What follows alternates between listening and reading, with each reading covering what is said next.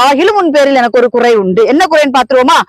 தன்னை தீர்க்கதரிசி என்று சொல்லுகிற ஏசபேல் என்னும் ஸ்திரீயானவள் என்னுடைய ஊழியக்காரர் வேசித்தனம் பண்ணவும் விக்கிரகங்களுக்கு படைத்தவைகளை புசிக்கும் அவளுக்கு போதித்து அவர்களை வஞ்சிக்கும்படி நீ அவளுக்கு இடம் கொடுக்கிறாய்.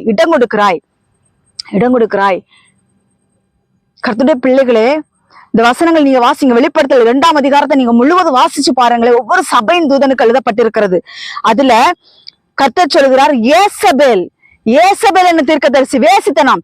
ஏசபேல் எப்படி, அவளை பத்தி நீங்க படிச்சிருக்கிறீங்களா? ஏசபேலை பத்தி பழைய ஏற்பாட்டுல படிச்சிருக்கிறீங்களா? அவ எப்படி இருந்தா? கண்ணுக்கு மையிட்டு தன்னை சிங்காரித்து கொண்டு, அப்படிதான் வேதவசனம் சொல்லப்பட்டிருக்கிறது. இந்த நாட்கள் கண்ணுக்கு மையிட்டு தன்னை சிங்காரித்து கொண்டு மற்றவனுக்கு இடரலை உண்டாக்கி மற்றவன் வேசித்தனம் செய்யும்படியான அசுத்த ஆவியினுடைய கிரியைகளை கொண்ட பொல்லாத விபச்சார ஊழியக்காரர்கள் இன்னைக்கு எழும்பி இருக்கிறார்கள். ஏசபேலின் ஆவிகள் இதெல்லாம்